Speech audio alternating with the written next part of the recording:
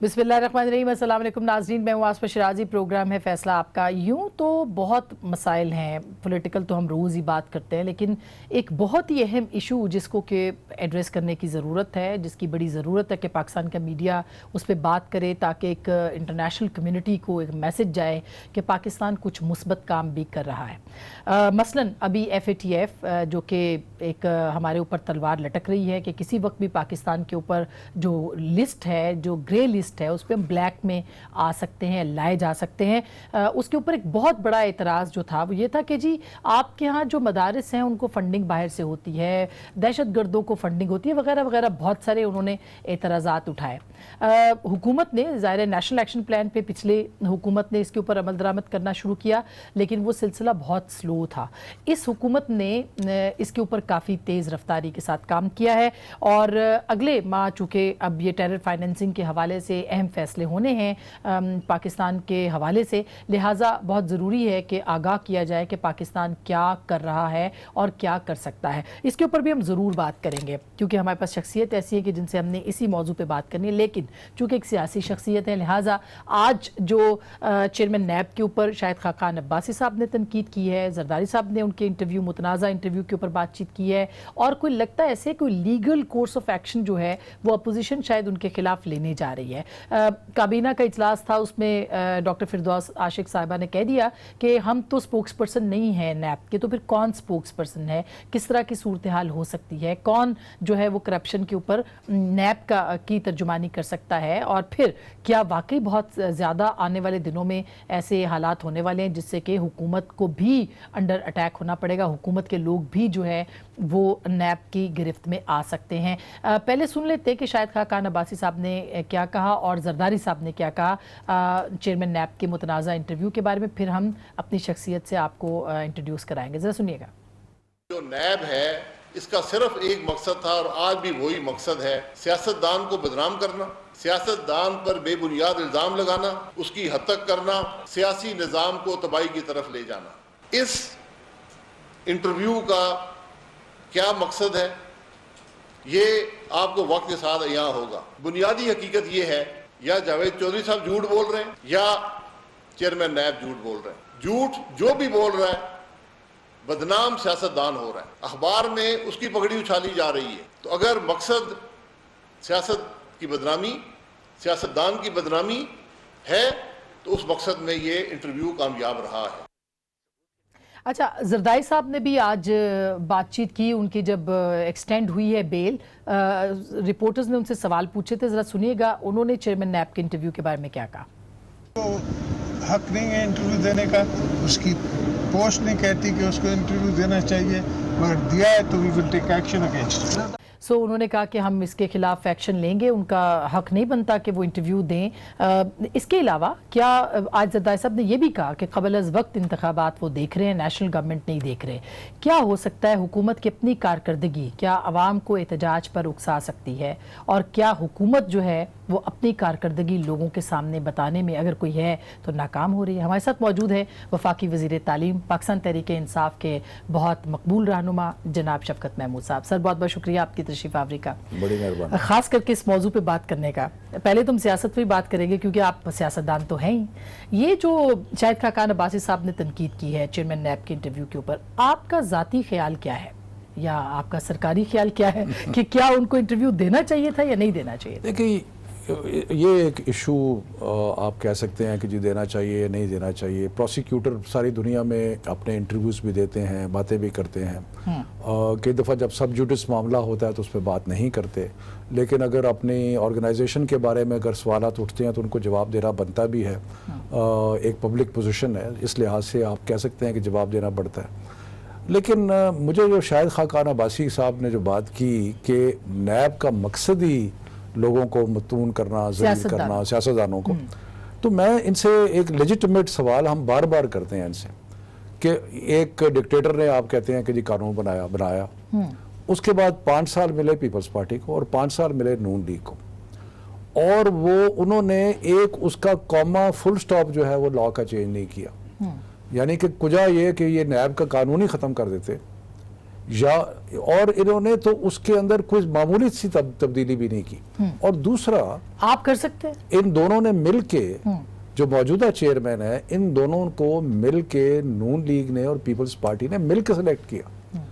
تو اس لیے میرا خیال ہے کہ یہ جو اس وقت پچھتاوا ان کو اگر ہو رہا ہے تو پچھتاوا ہو ان کو, لیکن یہ جب ان کا اختیار تھا تو اس وقت نہیں کیا. لیکن شفیق صاحب جو اعتراضات ہیں وہ تو علیم خان بھی سیم اٹھا رہے ہیں نیب کے اوپر, تو آپ لوگ پلان کریں گے کہ آپ اس کے اندر تبدیلی لے کے آئیں؟ فوری طور پہ تو ایسی کوئی موو نہیں ہے, لیکن قوانین میں ارتقاء بہتری ہوتی رہتی ہے. میں کچھ ایسے ایشوز ضرور ہیں جس کے بارے میں بہت سارے لوگوں کو اعتراض ہے, اور اس میں اگر قوانین میں کوئی تھوڑی بہت تبدیلی ہو تو اس میں کوئی برائی نہیں. مثال کے طور پہ لوگ سمجھتے ہیں, اور اس میں حقیقت بھی ہے اور میں بھی سمجھتا ہوں کہ اس کے اندر ایک سچائی ہے, کہ جب تک آپ کا انویسٹیگیشن مکمل نہ ہو جائے اور آپ کو یہ بادی نظر میں یہ نظر آئے کہ جی اوفینس کمٹ ہوا ہے, تو اس سے پہلے آپ انکوائری کریں, لوگوں کو بلائیں, پوچھیں, یہ کریں, لیکن اریسٹ نہ کریں. پر یہ میری ذاتی رائے ہے. لیکن یہ چیز کہ حکومت اس کو نوٹس لے گی, اس پہ کوئی بات کرے گی, وہ ابھی قبل از وقت ہے. لیکن ان کے جو آنسو ہیں نا, وہ ان کو یہ خیال آنا چاہیے کہ ہم نے اپنے زمانے میں کچھ بھی نہیں کیا اس کے. اچھا, لیکن شفقت صاحب ابھی کچھ آنسو انہوں نے کہا ہے, اشارہ دیا چیئرمین نیب نے کہ حکومت کے بھی نکلنے والے ہیں. پرویز خٹک صاحب کا تو انہوں نے نام بھی لیا کہ ان کے خلاف تو بڑا مضبوط کیس ہے. اچھا, یہاں اپوزیشن یہ کہتی ہے کہ جی آپ جو گورنمنٹ کے لوگ ہیں ان کو تو آپ پکڑتے نہیں ہیں اور آپ اپوزیشن کو جو ہے وہ پکڑے جا رہے ہیں. نہیں آسما, ہم تو کسی نے بھی اگر قانون کی خلاف ورزی کی ہے تو اس کو ہم کیسے ڈیفینڈ کر سکتے ہیں؟ ہم تو سمجھتے ہیں کہ کرپشن جو ہے اس کے خلاف تحریک جو ہے جتنی مضبوط ہونی چاہیے وہ پہلے کبھی نہیں تھی, اور اگر ہو رہی ہے تو اچھی بات ہے. میرا نہیں خیال کہ پرویز خٹک صاحب نے یا ہمارے پارٹی کے لوگوں نے کوئی ایسی چیز کی ہے جس کے تحت جو قابل گرفت ہو, لیکن اگر یہ نیب کی انویسٹیگیشن میں کوئی چیز آتی ہے تو وہ ان کا اختیار ہے. میں صرف یہ کہتا ہوں کہ اریسٹ نیب کو اس وقت کرنی چاہیے جب اس کی تحقیقات مکمل ہو جائے, ان کے پاس سارے شواہد آ جائیں, پھر کریں. اب دیکھیں نا, علیم خان کو انہوں نے اریسٹ کیا, مطلب ہے کہ اس کے اریسٹ کرنے کے بعد ڈھونڈنے نکلے کہ جی اس کے خلاف کیا ایویڈنس ہے. یہ سعد رفیق کے ساتھ بھی ہو رہا ہے, یہ باقیوں کے ساتھ بھی تو یہی ہے. میں یہ کہہ رہا ہوں نا کہ دیکھیں, یہ ایک میری ذاتی رائے میں یہ ایک ایسا معاملہ ہے جس کے بارے میں غور کرنا چاہیے اور غور ہو سکتا ہے. لیکن ہم یہ کبھی بھی نہیں کہیں گے کہ جو احتساب کا سلسلہ ہے وہ رکے. ہم تو کہیں گے احتساب کا سلسلہ چلنا چاہیے. یہ تو انہوں نے پریس کانفرنس میں کہا چیئرمین نیب نے کہ جب ہمارے پاس ثبوت ہوتے ہیں تو ہم کسی کو گرفتار کرتے ہیں, ایسا نہیں ہے. اور ان کا پرویز خٹک کے خلاف موجود ہیں ایسے کہ جن کے اوپر ان کو قابل گرفت قرار دیا جائے. اس میں میرا صرف اتنا کامنٹ ہوگا کہ وہ کہتے ہیں ججز speak by their judgments not otherwise. تو یہ جو چیئرمین نیب ہے ان کو بجائے اس کے کہ وہ اس کے بارے میں پبلکلی اعلان کریں, ان کے پاس قانون کے اختیارات ہیں, اس پہ عمل درآمد کریں. لیکن میں نے کیس دیکھا ہے پرویز خٹک صاحب کا کوئی کیس نہیں بنتا. اچھا, اگر ان کو گرفتار کیا جاتا ہے تو کیا یہ کوشچن آپ کی کیبنٹ پہ, آپ کی حکومت پہ نہیں آئے گا کہ بھئی آپ کے ہاں بھی بہت سے لوگ موجود ہیں, اور خاص کر کے اس وقت کیبنٹ کے اندر بہت سارے ایسے لوگ موجود ہیں جن پہ نیب کی انکوائریاں ہیں. فیصل وابڈا صاحب کا تو ابھی میں نہیں کہہ رہی, مگر یہ جو خبریں چھپ رہی ہیں ان کی پراپرٹیز کے بارے میں, وہ تو اس پہ تو نیب کوئی نوٹس نہیں لے رہا. دیکھیں, مجھے انڈیویجول کیسز کا نہیں پتا, لیکن میں نے گزارش کی کہ ہماری جماعت کا, کیونکہ یہ ہمارے مینیفیسٹو میں ہے, ہماری ساری, اگر اب 20 سالہ آپ عمران خان صاحب کی جو تحریک ہے اس پہ نظر دوڑائیں تو اینٹی کرپشن یا کرپشن کا خاتمہ یہ ہماری اولین ترجیح ہے. تو اس لیے ہم کبھی بھی یہ نہیں کہیں گے کہ کرپشن کے اوپر اگر ہاتھ پڑ رہا ہے تو یہ پڑتا رہنا چاہیے. لیکن میں صرف یہی کہہ رہا ہوں کہ اب میں نے باقی لوگوں کا تو کیس نہیں دیکھا, لیکن پرویز خٹک صاحب کا تھوڑا سا میں نے اسٹڈی کیا, مجھے تو اس میں کچھ نظر نہیں آتا. کوئی پروسیجرل چیزیں ہیں, یہی پیپلز پارٹی اور نون بھی کہتی ہے. میں وہی کہہ رہا ہوں نا. لیکن میں بجائے اس کے کہ ایک انڈیویجول کیس کو ڈیفینڈ کروں, میں یہ کہوں گا کہ نیب کو اگر اس کے پاس کوئی ایویڈنس ہے تو پھر پروسیڈ کرے. لیکن ایویڈنس کے بغیر کسی کی پگڑی اچھالنا جو ہے وہ میں سمجھتا ہوں مناسب نہیں ہے. اچھا یہ اب چونکہ اب نیب کے اوپر ہی بات چل نکلی ہے تو آپ تو خیر وزیر داخلہ نہیں ہے اس وقت یہ جن کو زیادہ معلومات ہوں، لیکن آپ کا پورا ایک احتساب کا ایک وہ ادارہ بنا، اس نے کہا جی ہم اتنے اربوں روپے باہر سے لے کے آئیں گے، ہم سوئس بینکوں سے لے کے آئیں گے. الیکشن سے پہلے آپ کی جو ایک پوری ایک تھیری تھی یعنی جس کو لوگوں نے فالو کیا، ایسا کچھ بھی نہیں ہوا شفقت صاحب؟ میرا خیال ہے کہ باہر سے پیسے لانا مجھے تو ہمیشہ لگتا تھا کہ مشکل کام ہے، اس لیے کہ آپ نے جو بینک وہاں پہ بیٹھے ہیں پیسے دبا کے، وہ بھی کوئی اتنی خواہش مند نہیں ہوتے کہ ان کے پیسے جو ہیں وہ چلے جائیں. اور انہوں نے بہت سارے ملکوں نے قوانین ایسے بنائے ہوئے ہیں جہاں پہ پیسہ ایکچولی نکالنا بہت مشکل ہے. مثلا مارکوس کا مجھے یاد ہے کہ 70s کے اندر اس کو اتارا گیا اور اس کے کئی 100 ملین ڈالرز جو تھے وہ سوئس بینکس میں تھے اور وہ ابھی تک جو ہے وہ پیسے وہاں سے نہیں آئے.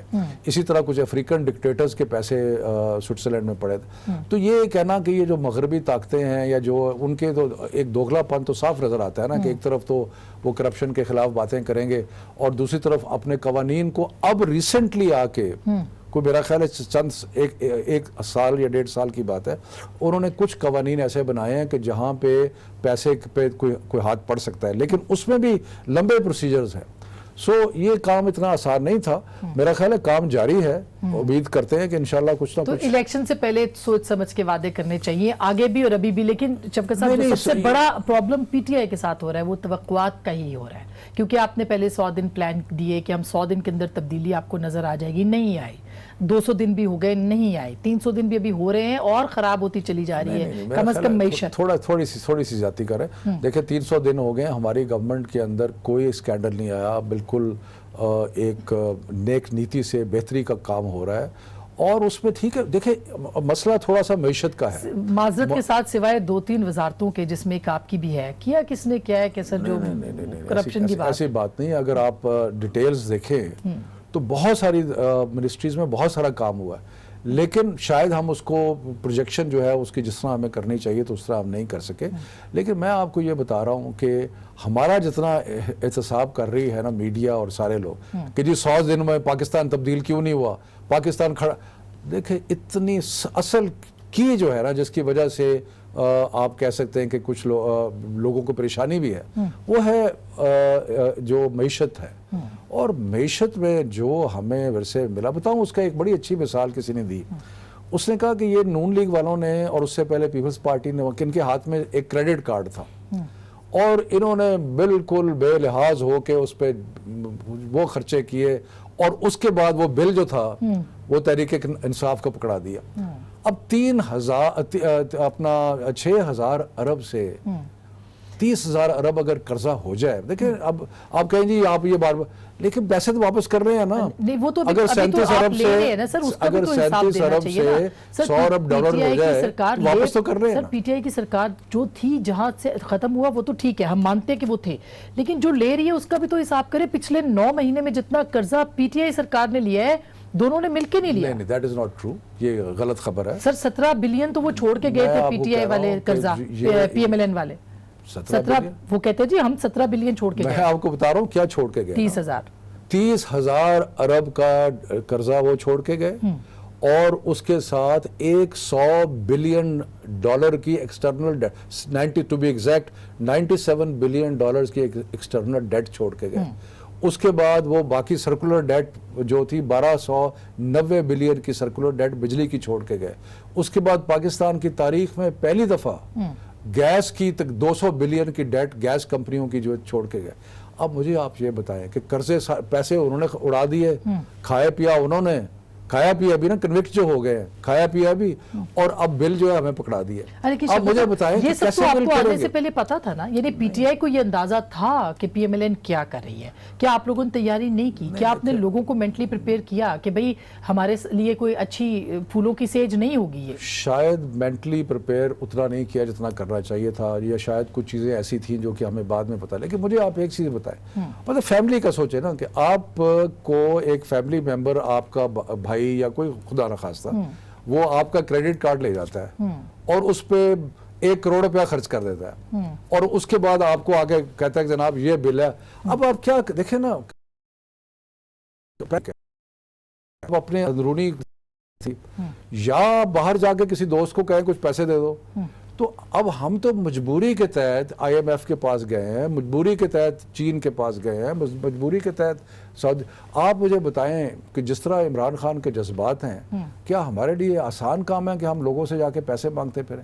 لیکن کیا کریں مجھے بتائیں. کسی حکومت کے لیے آسان نہیں تھا, لیکن ہر حکومت کو جانا پڑا, ہر ایک, لیکن انہوں نے اتنے بڑے وعدے نہیں کیے. شفقت صاحب مجھے یہ بتائیے تو آپ یہ کہہ رہے ہیں کہ کیا عوام, یہ جو مہنگائی ہے, عوام نہیں جانتے کہ کتنے قرضے کہاں, ان کو فیکٹس اینڈ فگر سے کوئی, آپ جب حلقے میں جاتے ہیں لوگ آپ سے پوچھتے ہیں اور آپ کو کہتے ہوں گے کہ سر مہنگائی میں ہمارا جینا دوبر ہو گیا, کب تک لوگ اس طرح گزارا کریں؟ دیکھیں بات, آپ بھی ماشاءاللہ اکنامکس کو بھی سمجھتی ہیں, آپ نے ساری, مجھے آپ یہ بتائیں, اور میں چیلنج کرتا ہوں مفتاح صاحب کو بھی اور بھی جتنے اکانومسٹ ہیں, مجھے یہ بتائیں کہ ہم نے جتنے اقدامات کیے ہیں, کوئی بھی اگر اور ہوتا آئی ایم ایف کے پاس جانا پڑتا, کوئی بھی اگر اور ہوتا بجلی کی قیمت جو ہے اس کو بڑھانی پڑتی, کوئی بھی اگر اور ہے اس کو گیس کی قیمت بڑھانی, یہ مجبوریاں ہیں. کہتے ہیں ہم 9 مہینے پہلے چلے جاتے تو یہ شرائط نہ ہوتی, یہ سب چیزیں نہ ہوتی. یہ مجبوریاں ہیں. مجھے بتائیں کہ جس طرح کی عمران خان کی طبیعت ہے اور جو انہوں نے پہلے کہا, وہ آپ کو نظر آتا ہے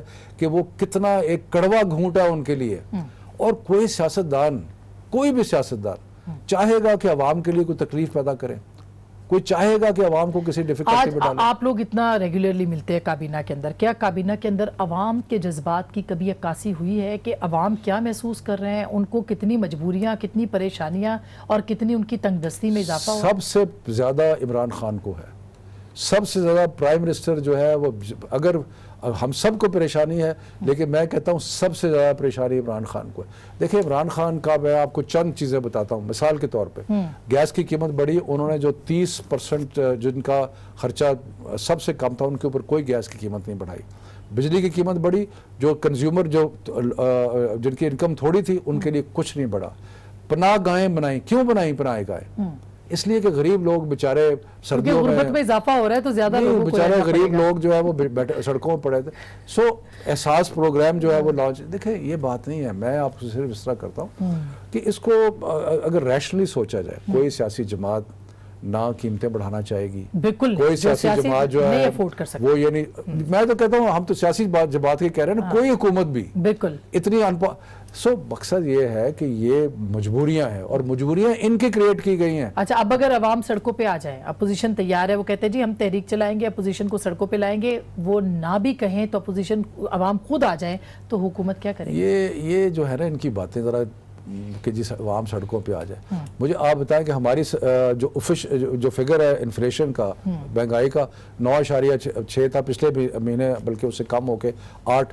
پیپلز پارٹی کے پہلے ایک سال کے اندر 25% انفلیشن تھی, 25%. جو نون لیگ کے پہلے سال میں تقریباً 9% انفلیشن تھی. یہ باتیں ہیں کہ جی ہم عوام کو سڑکوں پہ لے آئیں گے, ایسی کوئی مشکل ہے ضرور ہے عوام کے لیے, میں نہیں یہ کہتا مشکلات نہیں, مشکلات ہیں, لیکن یہ کوئی بات نہیں ہے کہ جی ان کو جانتے نہیں ہیں جو لوگ, ان لوگوں نے لوٹا ہے اس ملک کو, لوگوں کو پتہ نہیں ہے اس چیز کا. ایک پارٹی کا لیڈر تو کنوکٹ ہو گیا, وہ تو سر نیب ابھی تو کچھ ڈھونڈ کے ہی نہیں لائی, تو وہ کیسے لوگوں کو پتہ چلے گا کہ کنوکشن ہو گئی. مگر اس کے بعد وہ چیلنج جو جیسے ان کا پہلے سزا معطل ہوئی, اسی طرح سے اگر دوسرے کیس کا بھی ہوا تو ابھی تو لگی ہے, اگر معطل ہوئی تو پھر ہاں ابھی تو نیب کو محنت کرنی ہے نا سر. یہ تو نیب کا قصور ہے کہ جو ثبوت نہیں لے کے جاتا. مطلب ہے کہ بات یہ ہے کہ یہ جو لوگ آپ کو, میں کہتا ہوں ان کے مگرمچھ کے آنسو کا ایک لفظ استعمال ہوتا ہے نا, جھوٹے آنسو. ان کے جھوٹے آنسو کیونکہ سارا کیا کرتا تو ان کا ہے. تو پھر افطاری پہ آپ پریشان کیوں ہیں؟ یہ جو افطاری ہوئی ہے بلاول صاحب, میں تو بالکل پریشان نہیں ہوں, بلکہ میں تو کہتا ہوں یہ ایکسپوز ہو گئے. ان کی کئی چیزیں ایکسپوز ہوئی آسما.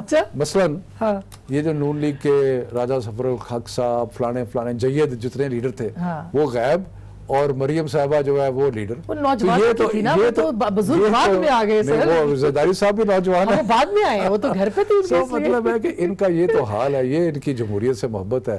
موروثیت کی کمال کی موروثیت تھی, بڑے خوبصورت تصویر تھی.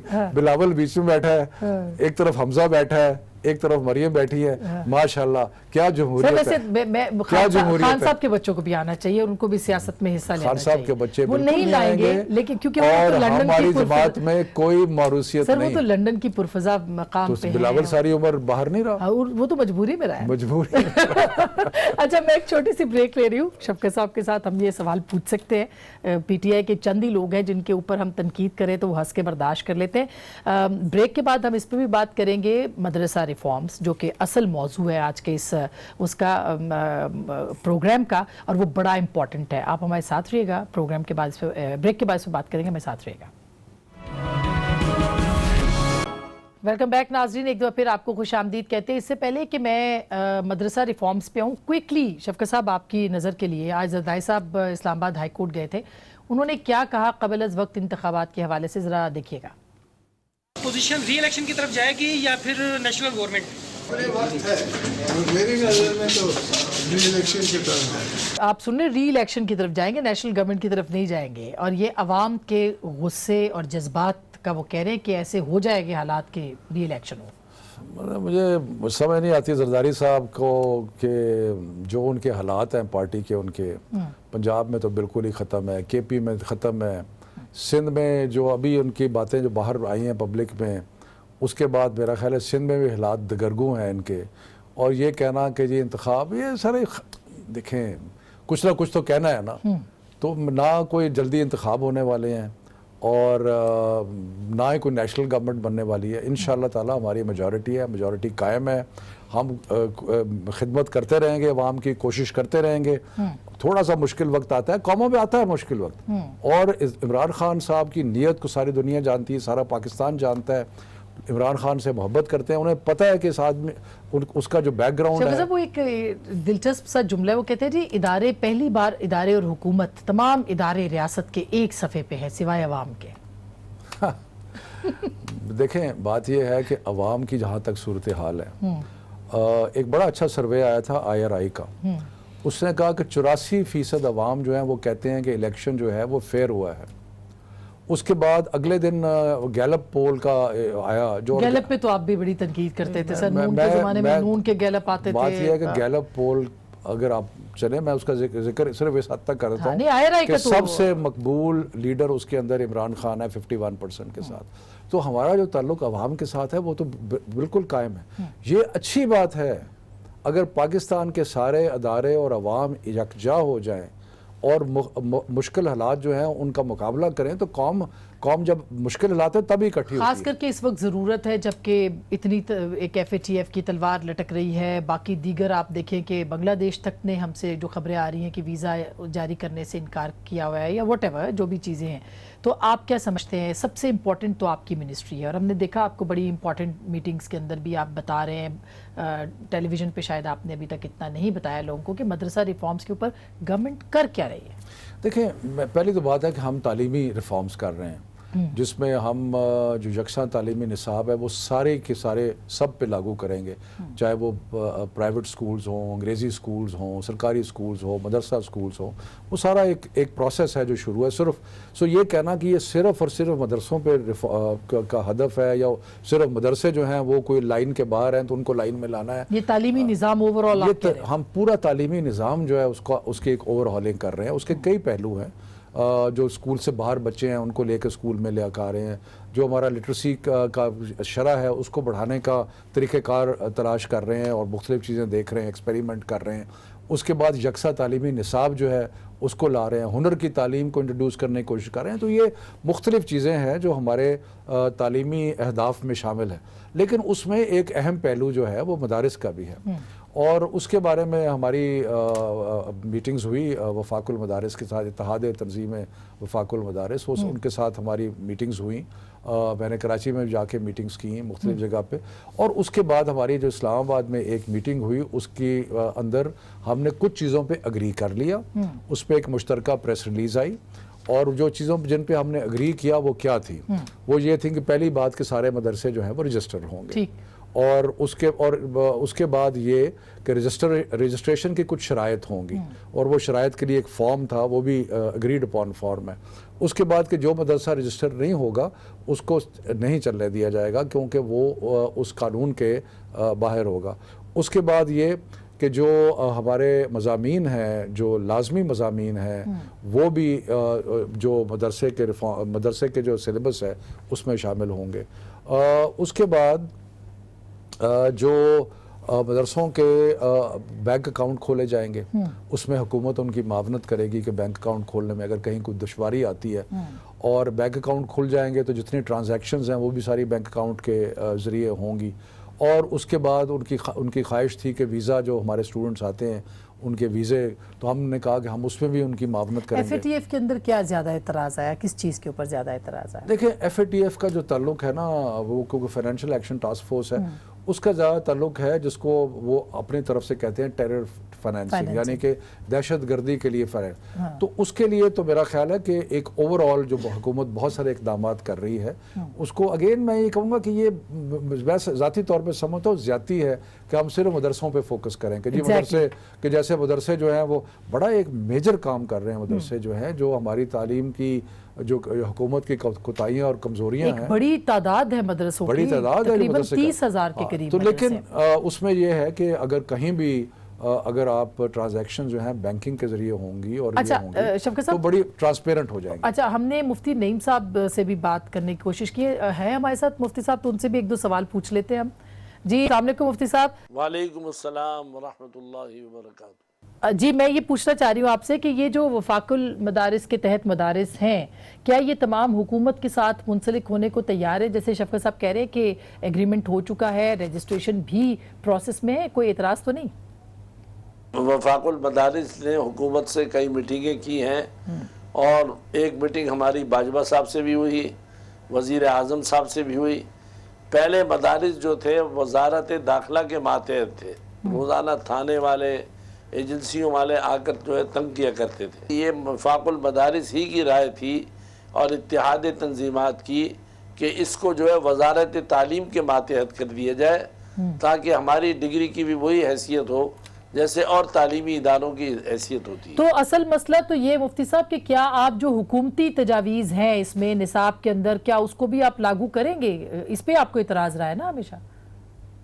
پہلے ہی مدارس نے یہ طے کیا ہوا ہے کہ اپنے نصاب کے ساتھ عصری علوم کا نصاب رکھا جائے، اور ہم نے رکھ لیا ہے. ہمارے یہاں میٹرک بھی ہوتا ہے، انٹر بھی ہوتا ہے. اپنے نصاب تعلیم کے ساتھ ہم نے اصلی نصاب تعلیم کو بھی داخل کر لیا ہے، اور اس میں کوئی اعتراض کی بات ہی نہیں ہے. اچھا لیکن مفتی صاحب مسئلہ یہ کہ جو فنڈنگ کے ذرائع ہیں، اصل مسئلہ تو فنڈز کا ہے، اسی پہ حکومت کو مسئلہ ہے، ریاست کو مسئلہ ہے، اس کے اوپر آپ کے کیا اعتراضات ہیں؟ ہم نے اس کے بارے میں کوئی یہ بات نہیں کہتی ہے کہ فنڈنگ باہر سے ہوتی ہے، تو حکومت کو چاہیے کہ وہ ثبوت پیش کریں. ہم تو یہ کہتے ہیں کہ ہماری فنڈنگ اپنے ملک سے ہوتی ہے، اور NGOs جو ہیں وہ کروڑوں اربوں روپے جمع کرتے ہیں، اور باہر کی NGOs یہاں آ کر کام کر رہی ہیں. ان سے تو فنڈنگ کے بارے میں نہیں پوچھا جاتا. اگر ان سے پوچھا جا سکتا ہے تو ہم سے بھی پوچھا جائے، کبھی بھی ہم انکار نہیں کریں گے. ہم نے تو یہ نہیں کہا مفتی صاحب. آپ نے یہ نہیں کہا؟ نہیں، ابھی ہم فنڈنگ کا جہاں کا تعلق ہے، ہم نے بینک کہا ہے کہ بینک اکاؤنٹ کھولیں گے، اور وہ ساری مدارس کی خواہش بھی ہے کہ بینک اکاؤنٹ کھولیں. تو اس کے اندر جو بھی بینکنگ سسٹم ہے اس پہ چلے گا. ہم نے اس ایشو پہ ہم نہیں سمجھتے کہ وفاق المدارس کے اوپر کوئی ایسا الزام ہماری طرف سے لگا. اچھا، ویری گڈ. تو کیا مفتی صاحب مدرسہ اصلاحات میں پھر کیا آپ کے خیال میں رکاوٹ ہے؟ یہ تو معاملہ کلیئر ہو گیا؟ مدرسہ اصلاحات میں رکاوٹیں حکومت کے بیوروکریٹ ہیں، اور حکومت کے وہ افراد ہیں جو نہیں چاہتے کہ کوئی مولوی جو ہے وہ جج بنے، جو نہیں چاہتے کہ کوئی مولوی جو ہے نا وہ کسی کمشنر کراچی بنے، DC بنے. یہ چاہتے نہیں ہیں کہ مدارس جو ہیں وہ جو ہے شامل ہوں اس کے اندر. اور یہ جو رجسٹریشن لازمی قرار دینا ہے، اس پہ کیا مسئلہ ہے؟ یہ بھی تو مدارس کے ایشو ہے نا اصل میں. حکومت نے مسئلہ حل کیا ہوا ہے، رجسٹریشن بند کی ہوئی ہے. اچھا. ورنہ ہم نے بڑے مدارس سب رجسٹریشن ہیں. جو گاؤں اور دیہات کے اندر مدرسے ہیں وہاں رجسٹریشن کا انتظام نہیں ہے، تو حکومت کھول دے، سارے مدارس رجسٹریشن کرانے کے جو رہ گئے ہیں اب یہ دیکھیں نا شفقت صاحب، 2 سوال بڑے امپورٹنٹ. انہوں نے کہا جی بیوروکریٹس اس کے اندر رکاوٹ ہے، اور دوسرا رجسٹریشن کے لیے حکومت ہی نے پابندی آپ نے لگائی. دیکھا کہ مفتی صاحب، میری ان سے ملاقات بھی ہوئی تھی کراچی میں بڑی تفصیلاً. آپ نے دیکھا کہ ان جو خدشات آپ کے ذہن میں تھے وہ ان کے ذہن میں نہیں تھے. انہوں نے کہا کہ جب ہم رجسٹریشن کرانے کے بالکل کوئی مسئلہ نہیں ہے ہمارے لیے. انہوں نے کہا کہ ہم جو عصری مضامین ہیں وہ آلریڈی پڑھا رہے ہیں، جو ہمارے میٹرک کے سلیبس میں ہیں یا ایف اے کے سلیبس میں یا بی اے کے، وہ ہم آلریڈی پڑھا رہے ہیں. انہوں نے یہ کہا کہ ہم چاہتے ہیں کہ ہمارے بچے جو ہیں وہ گریجویٹ کر کے وہ بھی ڈاکٹر بنے، انجینئر بنے، کمشنر بنے، باقی چیزیں بنے. سو مقصد یہ ہے کہ یہ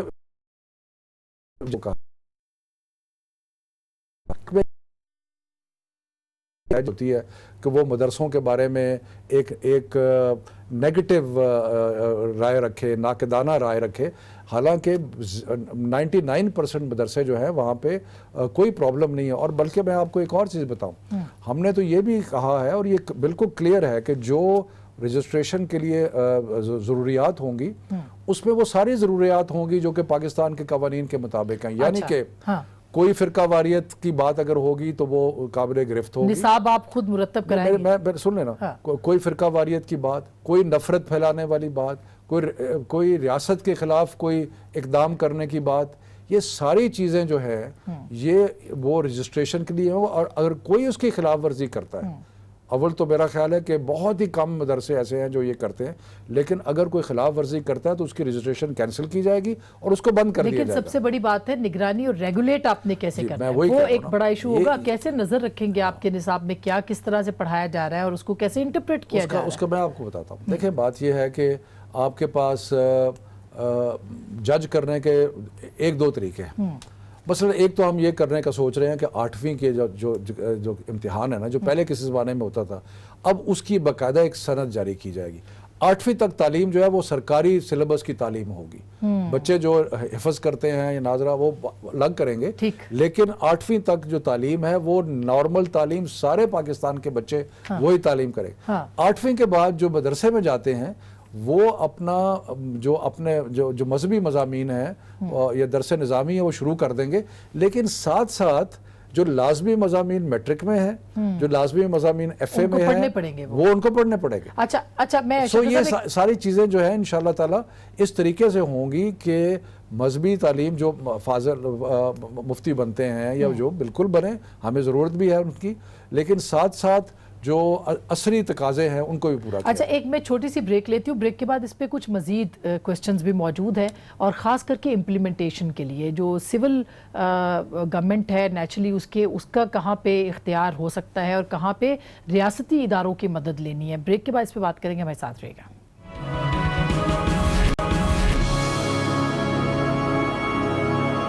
ویلکم بیک ناظرین، ایک دفعہ پھر آپ کو خوش آمدید کہتے ہیں. شفقت صاحب، سب سے پہلی جو آپ کے اوپر اعتراض آیا وہ یہ تھا کہ جو تعلیمی پالیسی آپ نے دی، لیکن مدرسہ ریفارمز کے اوپر D G I S P R نے لوگوں کو انفارم کیا. وزیر تعلیم، انہوں نے کہا وزیر تعلیم نے کر دیا ہے مگر کرنا آپ کو چاہیے تھا، ان کو اناؤنس نہیں کرنا چاہیے تھا. میرا خیال ہے کہ یہ تو ایک خواہ مخواہ کسی چیز کی کنٹروورسی بنانے کی ضرورت نہیں ہے. D G I S P R سے سوال کیا اور انہوں نے جواب دیا، کیونکہ وہ جانتے تھے کہ کون سے باتیں ہو رہی ہیں یا کون سی چیز کس طرف بڑھ رہی ہے. تو میرا خیال ہے اس میں کوئی حرج نہیں ہے. اچھا تو یہ آپ کے لیے یہ رجسٹریشن، وہ کہہ رہے ہیں جی حکومت نے بند کی ہے، ہمیں کوئی اعتراض نہیں. 30,000 کے لوگ، ابھی مولانا فضل الرحمان کا سنواتی ہوں آپ کا کہ وہ کیا کہ 30,000 میں سے تقریباً 11,000 جو ہیں وہ جمعیت علماء اسلام فضل الرحمان. ایکچولی دو چیزیں ذہن میں رکھنے کی ضرورت ہے. ایک تو یہ کہ 30,000 میں سے تقریباً 70 سے 80% مدرسے ایسے ہیں جو 8ویں اور 10ویں سے شروع ہوتے ہیں. ہمارے ذہن میں، میرے ذہن میں پہلے یہ تھا کہ بچپن سے بھی ہے. وہ مدرسے اتنے نہیں ہیں جو بچپن سے شروع ہوتے ہیں. بچپن میں بچے جو ہیں وہ گھر سے جاتے ہیں مساجد میں، وہاں جا کے قرآن حفظ کرتے ہیں، پھر 1-2 گھنٹے کے بعد گھر آ جاتے ہیں. تو اس طرح کے جو تھوڑے ہیں جہاں پہ، اور یہ ڈیفینیشن بھی بڑی انٹرسٹنگ ہے کہ مدرسے کی ڈیفینیشن کیا ہے، کہ اس میں بورڈنگ سکول ہونا چاہیے، وہاں پہ رہتے ہوں وغیرہ وغیرہ. تو باقی مختلف جو فقہ ہیں ان کے اپنے. اچھا مولانا نے کیا کہا، میں اس کو جلدی سے سنوا دوں اس سے پہلے، کیونکہ آپ کا کمنٹ اس پہ ضروری ہے. چلائے گا مولانا فضل الرحمان کا سٹیٹمنٹ. 100 سے کم مدارس کے بارے میں یہ کہہ دینا کہ وہاں انتہا پسندی سکھلائی جاتی ہے، वहाँ नफरत का दर्स दिया जाता है। इन 100 से कम मदारिस को मुबहम रखकर 30,000 मदारिस को क्यों मशकूक बनाया गया? ये अब उन्होंने कहा है इससे मुझे कोई इतराज नहीं है जो बात कर रहे हैं मौलाना साहब। मौलाना साहब ये कह रहे हैं उन्होंने धमकी भी दी थी आगे जाके कि हम एहतजाज करेंगे अगर हमें किसी ने जो क्लिप आपने मुझे सुनाया है, हाँ, उसमें तो मुझे कोई इतराज नहीं है। वो ये कह रहे हैं कि 100 के करीब ऐसे मदारिस हैं जहाँ पे कोई शिकायत है, उसकी वजह से कोई 30,000 मदारिस जो बाकी हैं उनको क्यों बुरा भला कहा जा रहा है। तो मैं तो उससे एग्री करता हूँ। मैं तो कहता हूँ कि जो एक आप समझें कि अक्सरियत, वाज़ेह अक्सरियत ऐसी है जहाँ पे कोई ऐसी तालीम दी जाती है, लेकिन कहीं कहीं ऐसे होता है कि कोई नफरत फैलाई गई, कोई फिरका वारियत की गई। हाँ। और वही बात मौलाना साहब कर रहे हैं। अच्छा, उन्होंने एक और बात मुझे मौलाना साहब से और 1000 इतराज है, हाँ, लेकिन इस बात पे इस कोई बात पे इतराज नहीं है। Very intelligent politician I must say. जरा सुनाएगा मौलाना साहब ने दूसरा एतराज जिस पे होगा वो क्या कहा है? उनके पास सलाहियत ही नहीं है दीनी मदरसे को चलाने की, सलाहियत ही नहीं है। जब मेरे गवर्नमेंट के पास तरबियत ही नहीं है, ये सोच ही नहीं है, मैं कैसे एक एस्टेब्लिश्ड इदारे को जो 1000 दर्जे आपके मदारस के मेयार से बेहतर हैं। वो कह रहे हैं आप में अहलियत ही नहीं है, हुकूमत में अहलियत ही नहीं है कि वो चला सके। मैं तो इससे भी एग्री करता हूँ। हमारी कोई ख्वाहिश नहीं है कि हम खुद मदरसे चलाएं। अच्छा, यानी आप खुद चलाएंगे भी नहीं, आप फंडिंग के ऊपर भी कोई सवाल नहीं उठा रहे हैं, सिर्फ रजिस्ट्रेशन और बैंक के जरिए से रजिस्ट्रेशन। हम चाहते हैं कि मदरसे खुद अपना निज़ाम नस्म जो भी है वो रखें। हम ये चाहते हैं कि वो जो दरस निज़ामी की तालीम है, जो उस्ताद रखे हुए हैं, वही उनके पास होंगे। जहाँ जहाँ हम उनकी मदद कर सकते हैं कि अगर हम इंग्लिश या किसी और मज़मून के लिए कुछ उस्ताद की ज़रूरत है तो इसमें हो सकता है कि हम कुछ उनकी चंद मदारिस की मदद करें। उसके अंदर हम रजिस्ट्रेशन करेंगे। रजिस्ट्रेशन की कुछ शराइत हैं, उन शराइत को सामने रख के रजिस्ट्रेशन की जाएगी और उनकी मॉनिटरिंग होगी कि वो शराइत पे अमल दरामद हो रहा है। और शराइत बड़ी सिंपल है। अगर आप ये समझें कि शराइत जो है पाकिस्तान के कवानीन से ली गई हैं, अगर पाकिस्तान के कानून की खिलाफ वर्जी होती है तो वो शराइत में दर्ज है। अपना फिरका वारियत फैलाना पाकिस्तान के कानून के खिलाफ है, रियासत के खिलाफ नफरत फैलाना कानून के खिलाफ है, किसी और मजहब के खिलाफ नफरत फैलाना कानून के खिलाफ है। तो जो कानून पे अमल दरामद है वो हम इंशाल्लाह कराएंगे और उसके लिए एक एडमिनिस्ट्रेटिव अरेंजमेंट करेंगे। लेकिन हम खुद कोई मदरसा चलाने का इरादा नहीं है। ये जो अलग बोर्ड बनाएंगे आप जो एडमिनिस्ट्रेशन, कैसे एडमिनिस्ट्रेटिव में? देखें, इसका अभी हम इसके ऊपर हम आपस में इंटरनल मीटिंग्स कर रहे हैं। हो सकता है एक तजवीज़ ये है कि हम वजारत तालीम के रीजनल ऑफिसेस बना दें और उसमें हम 10 या 12 रीजनल ऑफिस बनाएं और हर रीजनल ऑफिस जो है उस रीजन के जितने मदरसे हैं उनको रजिस्टर करे, उनकी मॉनिटरिंग करे। हमने एक चीज़ याद रखी जाए कि हम कोई अपने मताहत नहीं कर रहे, हम अपने आप से मुंसलिक कर रहे हैं। उसके बाद वहाँ पे किसी को ज़रूरत है मदद की, मिसाल के तौर पे हमें वफाकुल मदारिस ने ये कहा कि जी हमें वीज़े नहीं मिलते हमारे तलबा को जो बाहर से आते हैं। तो हमने कहा कि ठीक है, जो हमारे दफातर होंगे वो इस चीज़ में मावनत करेंगे कि जी वीज़ा जो है वो मिल जाए। तो यानी कि अगर कोई मदरसा आगे कहता है कि जी हमें वीज़े की ज़रूरत है तो हम उसको जांच पड़ताल करने के बाद वो हुकूमत जो है वो लिखेगी दूसरी मिनिस्ट्री को कि जी इसके ये सारी चीज़ें मावनत की ज़ुमरे में आती हैं और उसके लिए जो सही अरेंजमेंट है करने की उसमें नहीं है। मगर और दूसरी बात है इंटेलिजेंस तो रखनी पड़ेगी कि क्योंकि एक्टिविटीज देखिए आपने कहा कि 1% होंगे, मगर बहुत सारे इदारों के बारे में बहुत सारी शकूक व शुबहात हैं, तो उसको आप इंटेलिजेंस ये हमारा और सूबाई हुकूमतों का बड़ा क्लोज इसमें लहजा होगा। इसलिए मैं कह रहा हूँ कि अभी तक जो एडमिनिस्ट्रेटिव अरेंजमेंट है, क्योंकि जो ज़िले लेवल पे है ठीक वहाँ पे मॉनिटरिंग भी होती है और होती रहेगी। वहाँ पे रजिस्ट्रेशन में भी जो ज़िली इंतज़ामिया है वो हमारी मदद पर करेगी। अगर खुदा ना खास्ता कोई कानून की खिलाफ वर्जी करता है तो उसमें भी ज़िली इंतज़ामिया उसका नोटिस लेगी, क्योंकि कवानीन की पासदारी कराना तो ज़िली इंतज़ामिया और पुलिस का काम और हुकूमत का भी। बहुत शुक्रिया sir, thank you so much. मेरा ख्याल है अभी भी बहुत सी तशनगी रह गई है इस मौजू के ऊपर। ये बड़ा दिलचस्प भी है और बड़ा अहम भी है। इसके ऊपर बहरहाल हुकूमत काम कर रही है, अच्छा काम कर रही है। अल्लाह करे कि इसको और ज़्यादा अच्छा किया जाए ताकि ये जो एक पाकिस्तान के अंदर एक फ़िरकावारियत और ये हमारे अपने हक حق میں بہتر ہے بہت. تو دعا بھی ہے بہت ساری, اور سب یہ جو مدارس ہیں یہ بھی پاکستان کے لیے کنٹریبیوٹ بھی کر سکتے ہیں اور کر رہے ہیں بہت سارے. سو ان کو سب کو ساتھ لے کے چلنا, مین سٹریم کرنا بھی ضروری ہے. گفتگو آپ نے سنی, فیصلہ آپ کا.